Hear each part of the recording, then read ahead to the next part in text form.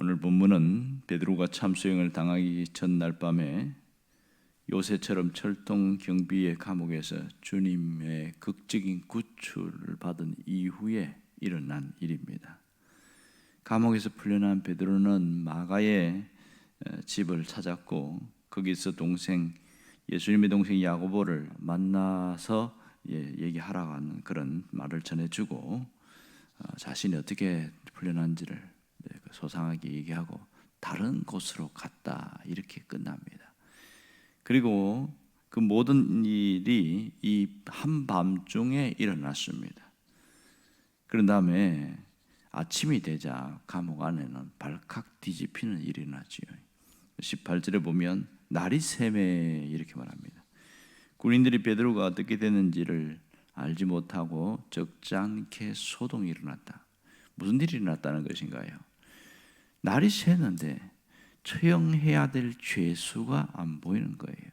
그래서 소동이 일어난 것이죠.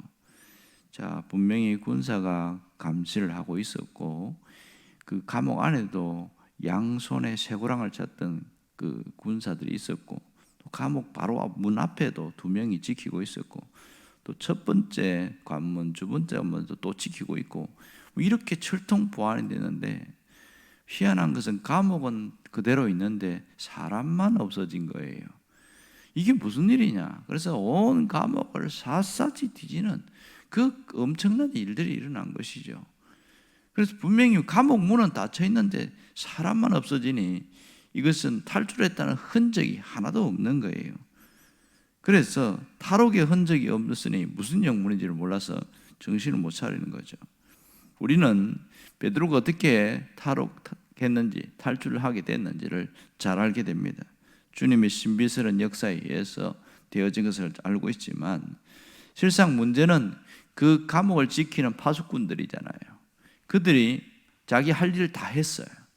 충분히 교대하고 할 일을 다 했는데 그럼 베드로가 어디 갔는지를 왜 몰랐을까?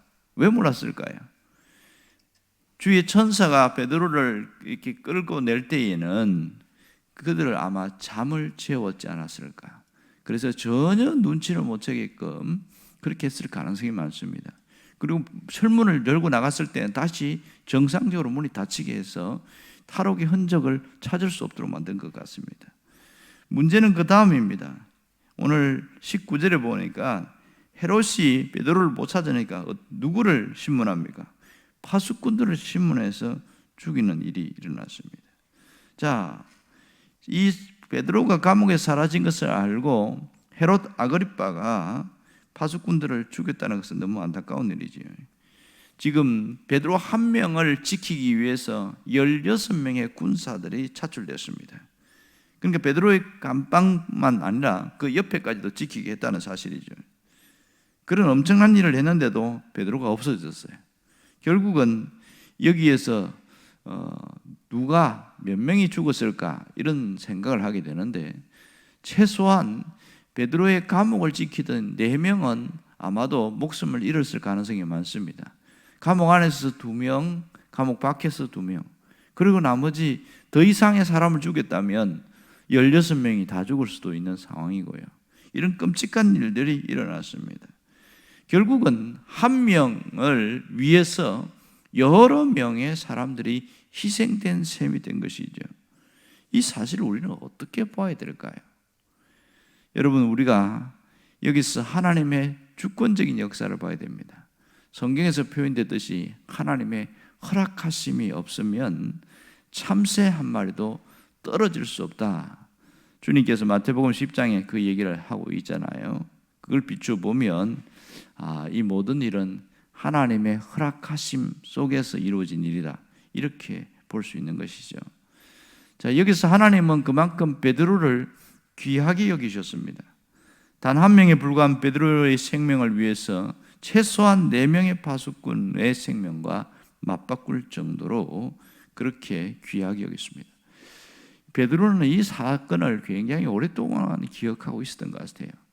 나중에 베드로전서 1장 5절 6절에 보면 이 사건에 대한 언급을 하고 있어요. 세번역 성경에 보면 더 쉽게 이야기를 하고 있습니다. 이렇게 내용이 나오는데요. 하나님께서는 여러분의 믿음을 보시고 그의 능력으로 여러분을 보호해 주시며 마지막 때에 나타나기로 되어 있는 구원을 얻게 해 주십니다. 그러므로 여러분이 잠시 동안 여러 가지 시련 속에서 어쩔 수 없이 슬픔을 당하게 된다 할지라도 기뻐하십시오. 이렇게 나와 있습니다. 그러니까 어떤 시련이 당할지라도 베드로는 전혀 두려워하지 않았다. 이런 것을 알 수 있죠. 왜? 자신이 체험했으니까. 곧 죽음 앞에까지 갔었는데도 극적으로 주의 천사가 이렇게 끌어내는 것을 보면서 자신은 이 하나님이 완벽하게 책임지고 보호해 주시는 그 사랑과 그 능력을 몸소 체험했기에 두려움이라는 게 없었습니다. 여러분, 사람이 그래요. 하나님이 나를 책임진다고 믿으면요, 두려워하지 않게 되어집니다. 이렇게 사람이 달라지더라는 거죠. 어떤 시련 속에서도 그런 보호해 주시는 하나님을 몸소 체험했습니다. 그러므로 담대하고 흔들림 없이 그 자신이 온전히 믿음의 뿌리를 굳게 내리고 갈 수 있은 것이죠. 그렇게 믿음의 뿌리를 굳게 내릴 수 있는 비결은 뭡니까? 바로 하나님이 계셨기 때문에 그렇습니다. 그렇다면 사람들은 여기에서 이런 의문점을 제기할 수도 있습니다. 아니, 베드로 한 사람을 위해서 최소한 4명의 생명을 맞바꾸는 하나님이라면 그럼 하나님은 불공평한 하나님이 아니십니까? 이렇게 질문할 수 있지요. 파수꾼들의 무슨 잘못을 했기에 왜 억울하게 이 사람들이 죽어야 합니까? 뭐 그렇게 말할 수 있습니다. 엄밀하게 보면 파수꾼은 잘못한 게 하나도 없습니다. 그들은 자기의 일을 했을 뿐이에요. 자기의 일을 했는데 베드로가 그렇게 구출된 것은 그들의 실수나 잘못이 전혀 없다는 것을 알 수 있습니다. 여기서 이것은 하나님의 섭리 속에서 이루어진 겁니다. 그럴 때에 이렇게 문제 제기를 하죠. 의로우신 하나님이신데, 사랑의 하나님이신데 어찌 이렇게 사람들을 죽게 할 수 있느냐, 이렇게 따질 수도 있는 것이지요. 정말 논리적이고 합리적인 질문인 건 맞습니다. 그러나 이 질문을 하는 사람들 중에 보면 과연 누구 편에서 질문하느냐는 거죠. 이 사람들은 죽임을 당한 파수꾼의 편에서 질문을 하는 거거든요. 그렇다면 자신과 파수꾼을 동일시하는 그런 모습일 수 있는 가능성이 많지요. 사실 여기서 뒤집어서 자신과 베드로를 동일시했다면 과연 이런 질문을 할 수 있었을까? 아마 그렇지 않았을 겁니다. 만일 베드로가 자신의 친척이었다면, 자기 형제였다면 이러한 질문을 할 수 있을까요? 결코 그렇지 않을 겁니다. 오히려 하나님이 그 가운데에서도 구출해 주신 것을 더 감사하면서 나아갔겠지요. 자, 그러면 이 파수꾼들의 죽임 당함을 어떻게 볼 것인가 하는 것이죠. 여러분, 사실 파수꾼의 죽임 당한 것은 그들의 잘못이 아니라 순전히 악한 헤롯 아그리빠 때문이라는 것을 우리는 잘 알고 있지요.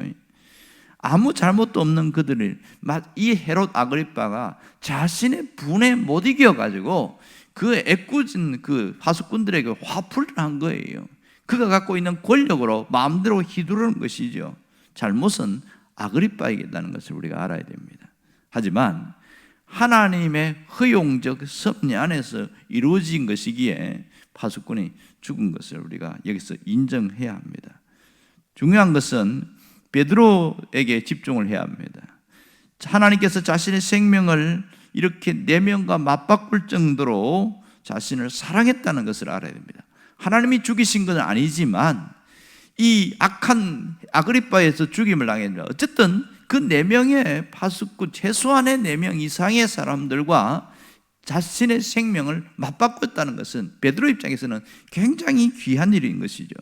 베드로는 하나님의 사랑에 감격하면서 이 베드로전서 1장을 아마 기록했을 가능성이 많습니다. 어떤 시련 속에서도 하나님의 능력을 힘입어서 담대하게 될 때는 흔들림 없는 믿음을 갖고 살게 된다는 거죠. 그리고 그는 주님을 위해서 끝까지 충성을 했던 것을 알 수 있습니다. 언젠가 얘기했듯이 로마에까지 가서 베드로가 복음을 전했습니다. 그때 로마에서는 많은 기독교인들이 있었지요. 하지만 거기에서 많은 사람들이 체포되고 네로 황제가 사람들을 체포할 때에 사람들이 베드로 사도님 여기 계시면 죽습니다. 빨리 피하십시오. 그렇게 해서 피하긴 했지만 주님의 환상을 보고 다시 돌아가는 장면을 우리가 익히 알고 있는 바잖아요. 그때까지 흔들림 없이 믿음으로 갔다는 것은 대단히 중요한 사실입니다. 자, 오늘 그가 마지막까지 주의 뜻을 쫓았다는 것을 우리가 기억하고 있습니다. 여기서 우리에게 주시는 놀라운 메시지가 있어요. 우리가 깨달아야 할 것은 구원받은 나 자신의 가치입니다. 내 존재의 가치를 깨달아야 됩니다. 내 생명의 소중함을 아는 것이 대단히 중요합니다.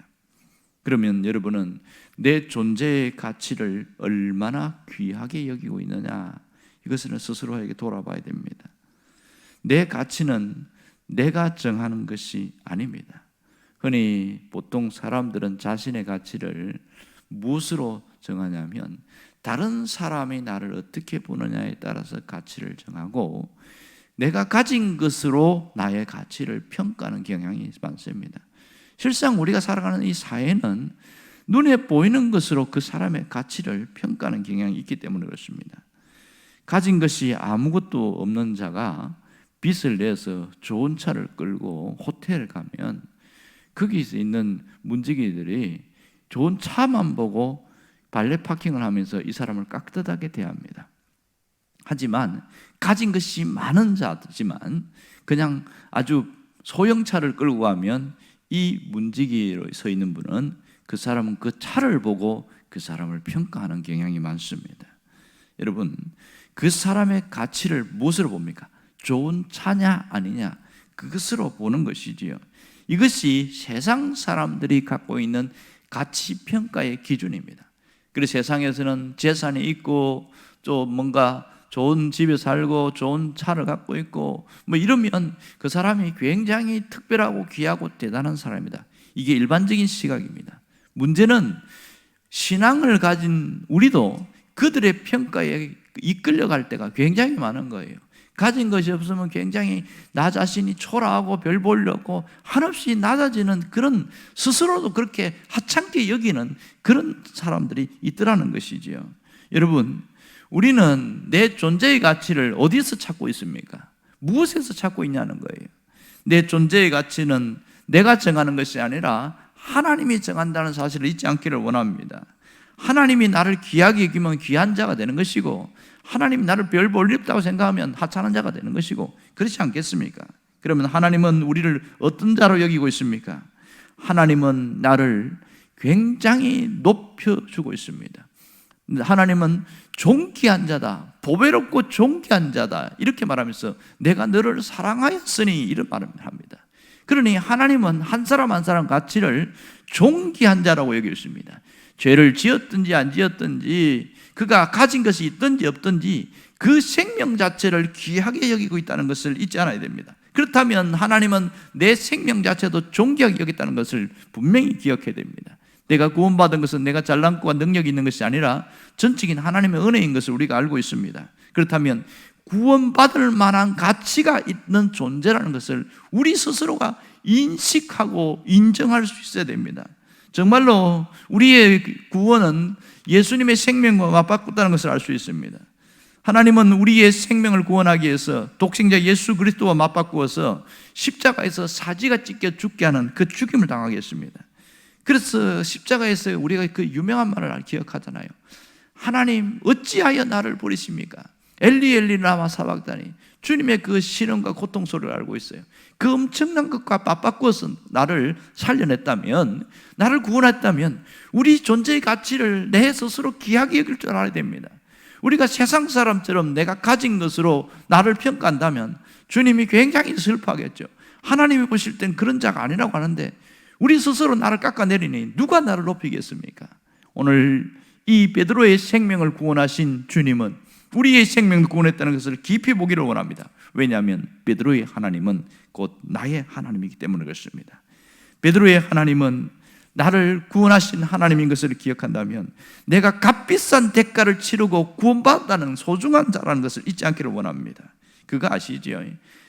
여러분이 귀한 돈을 5,000원짜리나 뭐 만원짜리 뭐 이것은 뭐로 그런가 하지만 100만원짜리 수표를 갖고 있다고 칩시다. 이 100만원짜리 수표를 확 구겨가지고 그냥 발로 밟았어요. 그러면 그 가치가 10만원으로 뚝 떨어집니까? 결코 그렇지 않다는 걸 알고 있어요. 그러면서 우리에 대한 가치는 왜 그렇게 평가하는지 모르겠어요. 구겨진 거 펴도 여전히 그건 100만 원이잖아요. 내가 죄를 짓고 내가 가진 것이 없고 내가 뭔가 나름대로 내세울 것이 없지만 하나님이 보실 때 여전히 우리는 똑같은 가치를 갖고 있습니다. 그렇다면 내가 나 자신을 어떻게 평가하실 것이냐, 이 점이 대단히 중요한 것이죠. 내가 베드로처럼 하나님이 그 귀한 은혜 속에서 내가 다시 구원받았다는 걸 알면은 사는 게 달라질 수밖에 없는 거예요. 그러나 세상 사람들이 보는 것처럼 나 자신을 그렇게 평가하면 하찮은 존재로, 별 볼 일 없는 존재로 그냥 있을지로 왔다가 사라지는 그런 존재로 살다가 가게 될 것이지요. 그 모든 삶의 이유는 바로 내 자신이 어떤 생각을 갖고 사느냐에 따라 달라지고 있습니다. 우리는 모두 이 주님의 그 가치를 여긴 그 안에 믿음의 뿌리를 내리는 것이 대단히 중요합니다. 골로새서 2장 7절에 보면 그 안에서 뿌리를 내리며 그런 얘기를 했습니다. 그리스도의 그 구원받은 그 생명 안에서 믿음의 뿌리를 깊이 내리는 것, 이것이 우리의 신앙생활인 것이죠. 그러면 어떻게 하면 그 믿음의 뿌리를 깊이 내릴 수 있느냐? 그것은 골로새서 2장 7절에 사도 바울이 정확하게 이야기하고 있습니다. 그것은 믿음에 굳게 서서 감사함이 넘치게 하라, 그렇게 이야기하고 있습니다. 믿음에 굳게 서서 감사함이 넘치게 하는 그 사람은 늘 믿음의 뿌리를 깊이 내리고 든든히 서 있는 자가 될 것이다, 그런 겁니다. 그러므로 우리가 할 일은 감사입니다.